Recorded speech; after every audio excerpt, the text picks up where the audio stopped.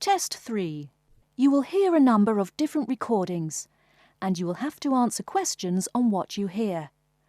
There will be time for you to read the instructions and questions, and you will have a chance to check your work. All the recordings will be played once only.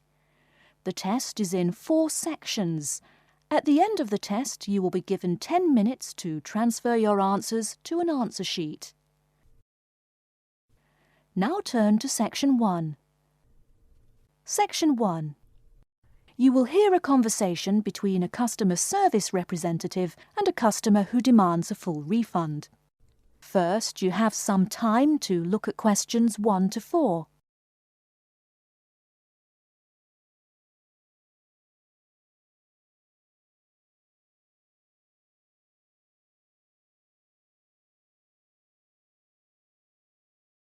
You will see that there is an example which has been done for you. On this occasion only, the conversation relating to this will be played first. Hello and welcome to Under Pressure Enterprises Customer Service Department. This is Kelly. How may I help you? Yes, I'm calling about one of your rice cookers I just purchased. The customer says that he is calling about one of the rice cookers he just purchased. So, rice cooker has been written in the space. Now we shall begin. You should answer the questions as you listen, because you will not hear the recording a second time. Listen carefully and answer questions 1 to 4. Hello and welcome to Under Pressure Enterprises Customer Service Department. This is Kelly. How may I help you? Yes, I'm calling about one of your rice cookers I just purchased. What seems to be the problem, sir? Seems? There's no seeming about it. The blasted thing shoots hot steam all over the place, that's what. It nearly scalded my hand when I went to open it. Why, it could have killed the cat or something. It could have exploded and killed my wife and me. Sir, please calm down. As long as the steam escapes the cooker, it won't explode. So you're telling me there's no problem? Are you calling me a liar? Sir, no one is calling you a liar. Yes, so I demand a full refund. Under Pressure will be happy to refund your money, sir. Now, I just need some basic information. Okay. Sorry, I do tend to get a little hot under the collar. My wife tells me to slow down. So, what do you need to know? Sir, don't worry. I just need to ask you the model number of the cooker. Where are my glasses? Here. Let's see. It's R242. R242. Okay. And how much did you pay for the product? £89.99. It was on sale, I guess I should tell you. Thank you, that's honest of you. Now, where did you buy the cooker? Which store and which branch? At that big Electric Life appliance store downtown. The city centre branch? That's the one. And you say the problem is that the steam escapes? Yes, it does. No problem, sir. If there's steam escaping, clearly the cooker is broken or defective. So we have an R242 cooker with an escaping steam problem. It was bought from Electric Life City Centre branch for $89.99. Is that correct? Yes, that is correct. Oh, I nearly forgot. When did you buy the cooker? Just as soon as my wife got the crazy idea she'll live longer if she stops eating good English food, roast beef and mash. No, all she says she wants is rice and vegetables and sauces you'd not soak your feet in. Before you hear the rest of the conversation, you have some time to look at questions 5 to 10.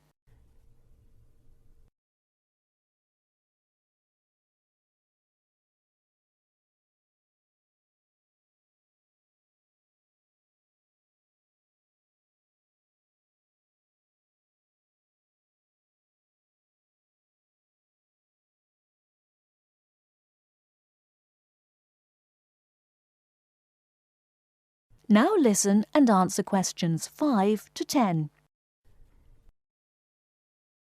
Sir, when did you buy it? Oh, there I go again. Let's see. We bought it just 6 months ago. We hardly use it either. But 6 months? Is that too long? I mean, for the warranty? Very well. That's well within the warranty period. Now, what's your name and address? Name and address? What for? Sir, it is company policy.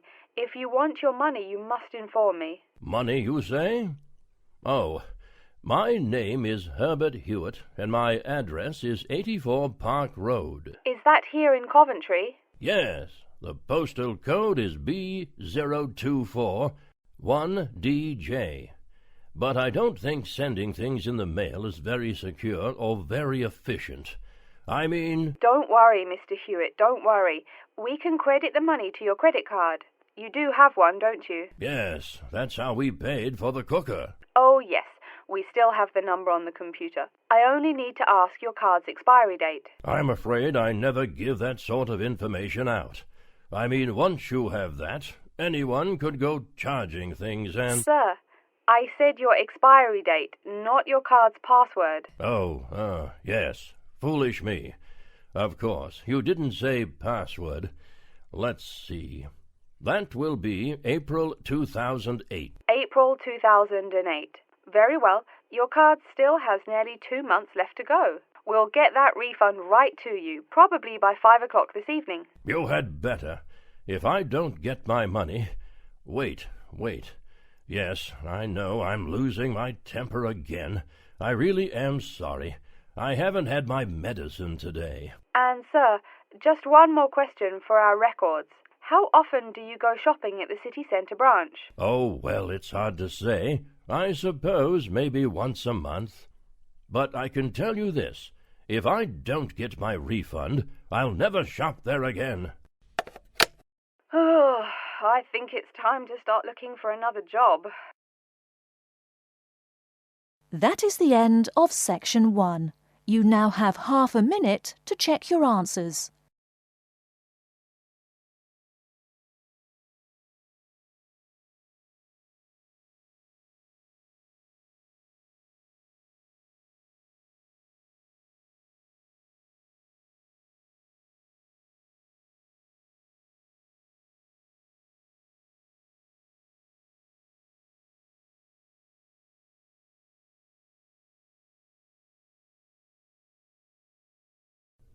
Now turn to Section 2.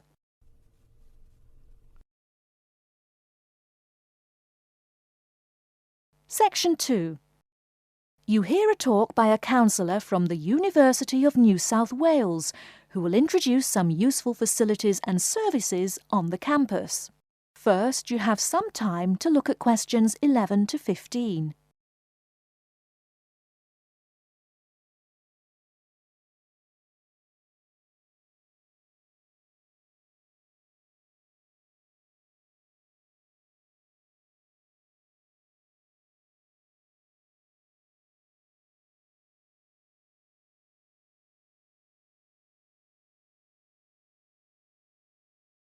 Now, listen carefully and answer questions 11 to 15. Hello everyone, and welcome to the University of New South Wales. The first thing I'd like to do at today's orientation session is get you all oriented. That means tell you the location of some useful facilities and services. So, first of all, take out the maps we gave you all as you came in the door. The map is the big yellow sheet of paper. As you can see on the map, north is at the top, south at the bottom, etc. Which way is north? Well, look through that window on my left, your right. See the rising sun? That would have to be east. So north must be directly behind me. Now, we're at the campus main gate. The recreational facilities are on my right hand, and its opposite is the student centre. No questions? Good. Pretty easy, right? Okay, did everyone eat breakfast at the student food service this morning? Was the food good? Yes, I am joking. I've eaten there too. So, after a meal like that, you must be eager to go to a doctor, right? Well, I have good news for you. The Student Health Centre is located about half a kilometre straight north of here. Look on your maps. You see the street on the east side of this building? Ned Kelly Avenue? Just follow that about 500 meters and the health center will be on your left at the 3rd cross street. Now, I know you all just got here, so you must be wondering how to tell your folks you've arrived safely, how much you miss the dog, and how you already need more money.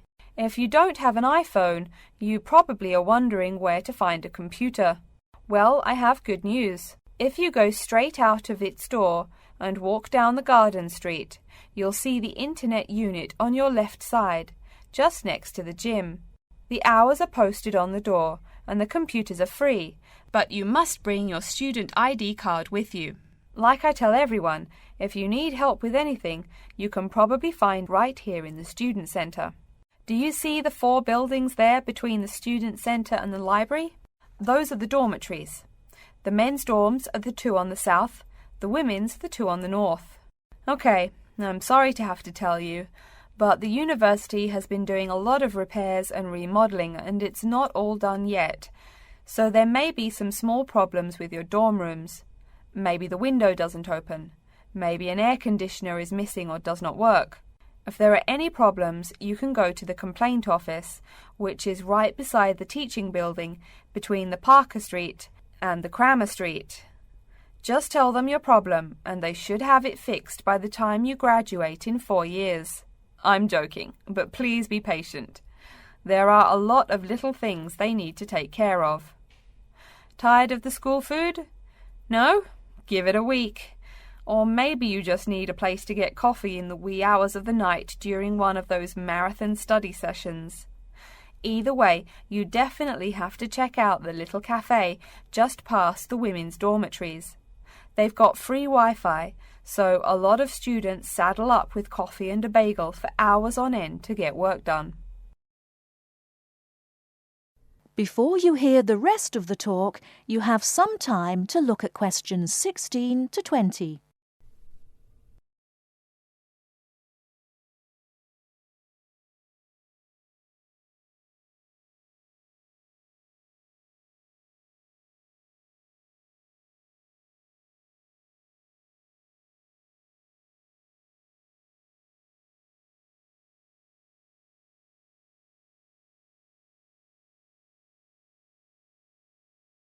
Now listen and answer questions 16 to 20.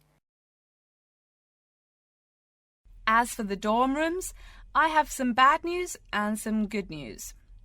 The bad news is the rooms are small and you'll probably be sharing space with at least 3 other students. The good news is that each room has its own bathroom. What's good about sharing a bathroom with 3 strangers? Good question. Okay, call it bad news and worse news. Hey, maybe try this for good news. Each dorm has a kitchen. If you want to make snacks or meals, you can do it there.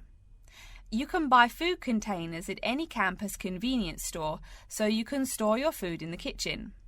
But a word of warning, you should definitely write your name on your food containers. Sad to say, there are food thieves among your fellow students. Speaking of thieves, a word about security. I mean, this is Australia, and we do get drunken bushrangers wandering onto campus.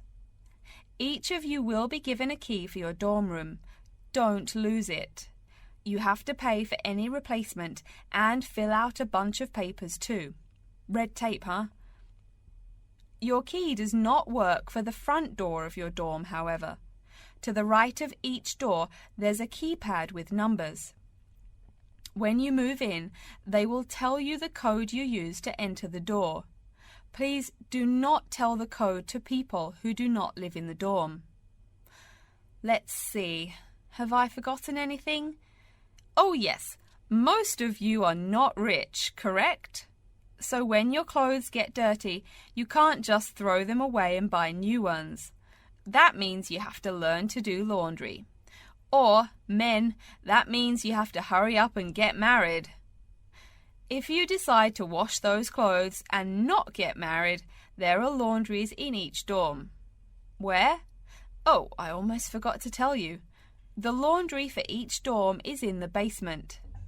Some real good news this time if you're a student, It is free. You do have to buy your own soap, however.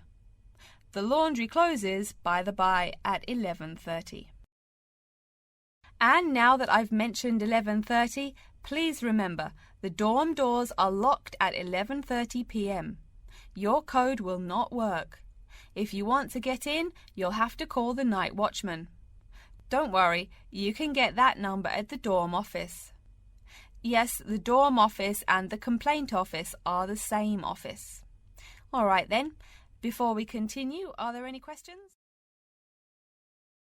That is the end of Section 2. You now have half a minute to check your answers.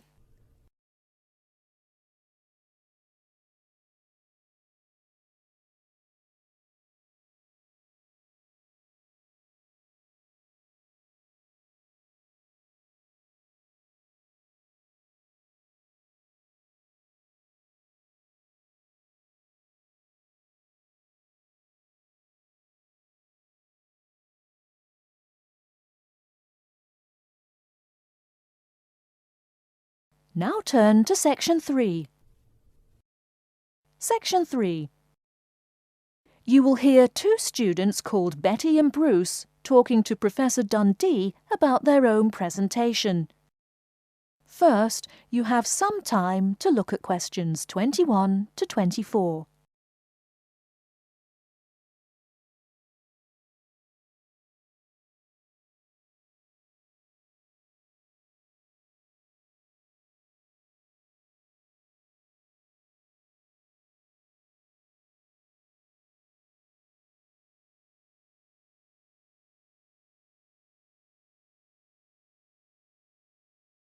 Now, listen carefully and answer questions 21 to 24.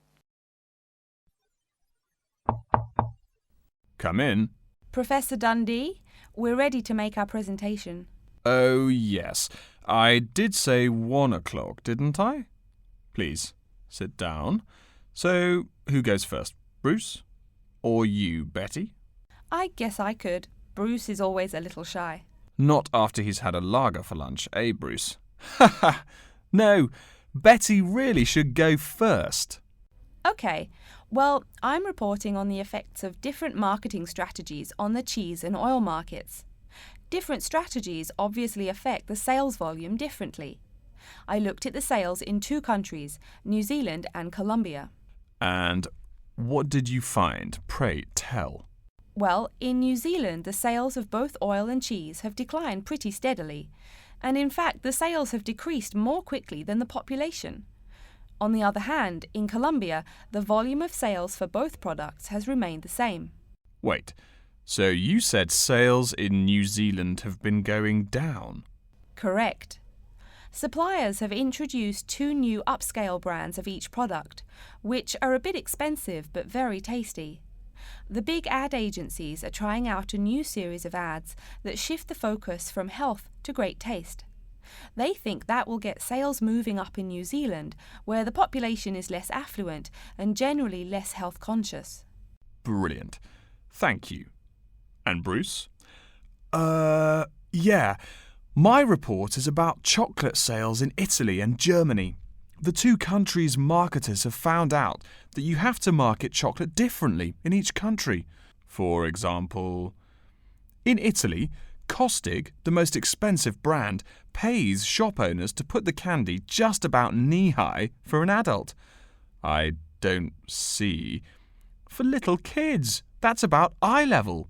That bright red candy is the first one they see, so they buy it. Even better, they start telling their moms to buy it too. So, you mean... Well, I mean, in Italy, if you locate your product at the right location of shelves, sales do great. They say it doesn't matter much what brand of chocolate you're selling. As for Germany, das Land der Schokolade. Huh? That's German. It means the land of chocolate.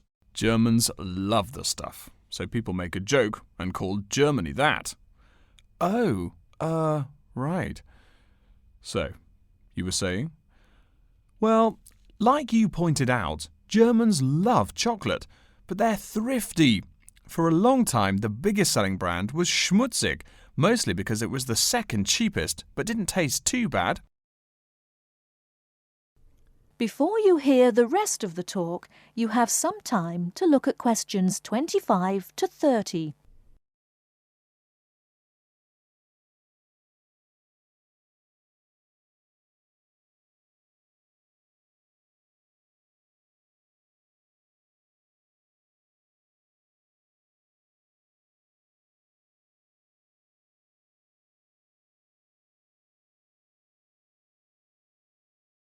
Now listen and answer questions 25 to 30.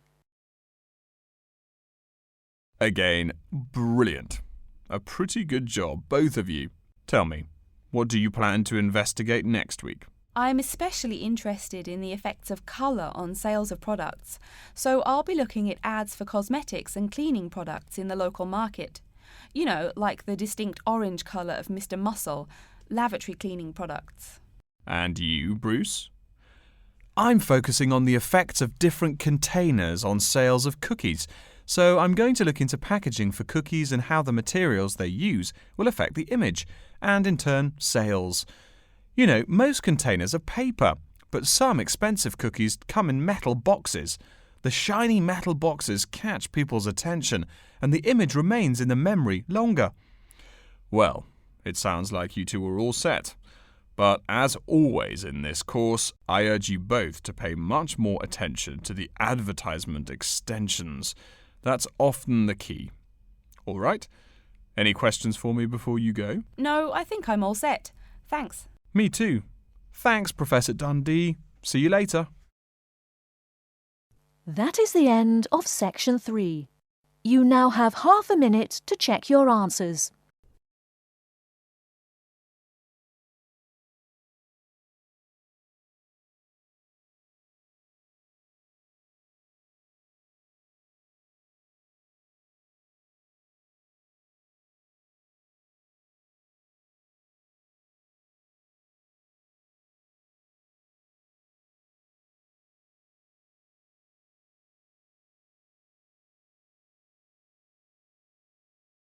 Now turn to Section 4.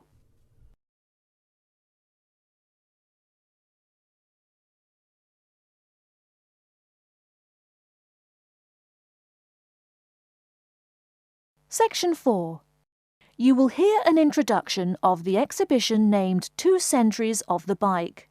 First, you have some time to look at questions 31 to 40.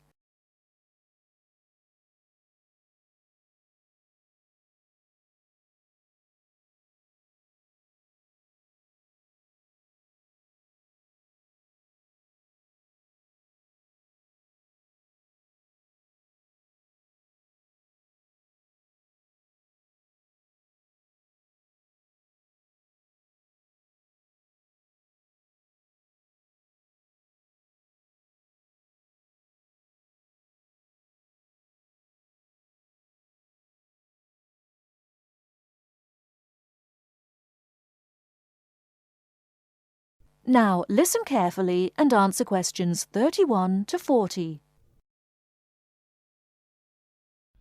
Good afternoon, ladies and gentlemen. I'd like to take this opportunity to welcome you to our exhibition, 2 Centuries of the Bike. Let's stroll around the exhibition, shall we? Although there were a few early efforts back in the 1700s, you didn't really see many bikes till, say, the 1830s in England. Bikes were a response to the rapid growth of cities early in the 19th century. Cities like London were getting too big to walk across. The early bike let people travel with less effort than walking. Plus, a bike was a lot cheaper than a horse. Think of it. No one invented a bike for, 5,000 years of human history. Why did people do it then? Probably because this was the start of the machine age. People wanted machines to do all the work. There were some drawbacks, however. For one thing, there were no pedals. You simply pushed yourself along using your feet, kind of like today's skateboard. That meant you went fairly slow, and uphill you actually worked harder, pushing that two-wheeler. Plus, the wheels were made of wood covered with metal, as you can see from this model.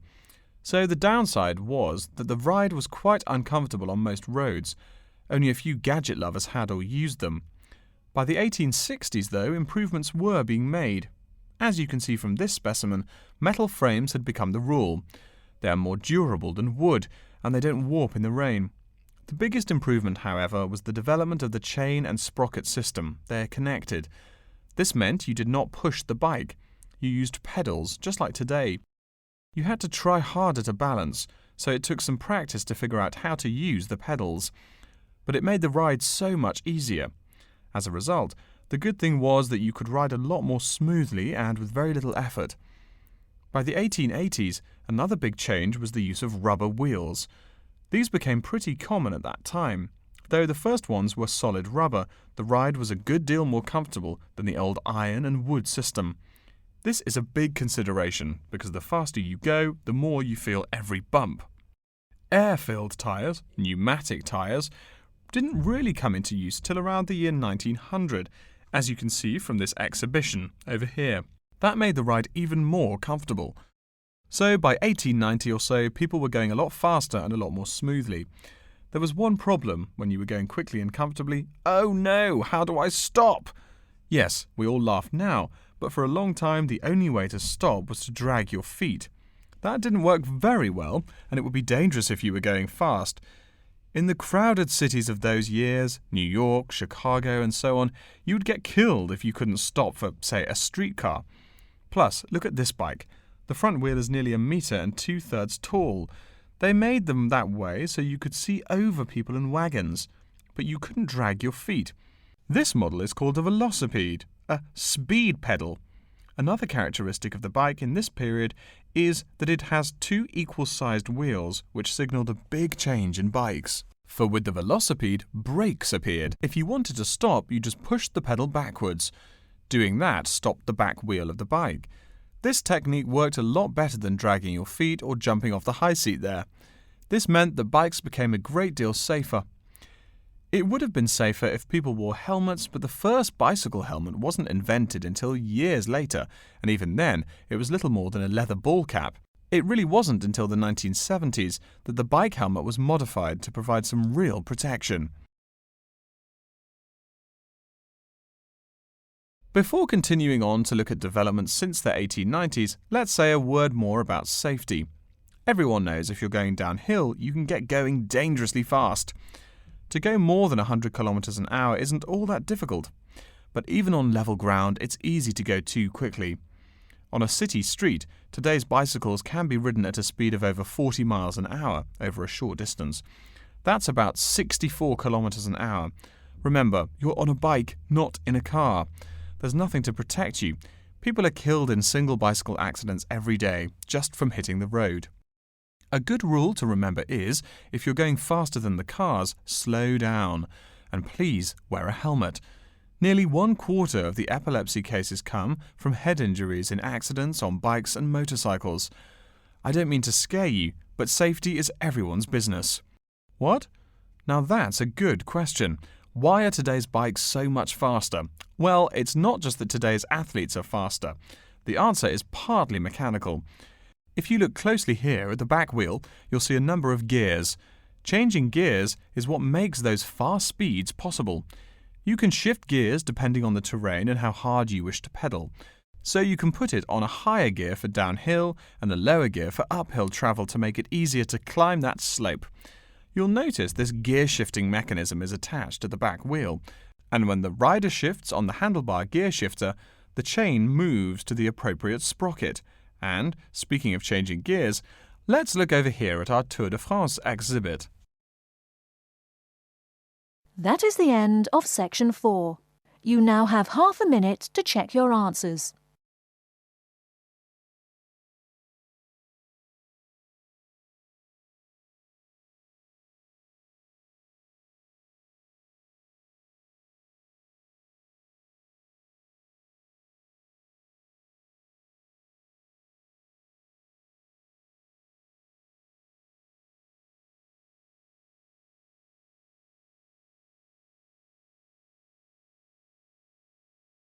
That is the end of the listening test.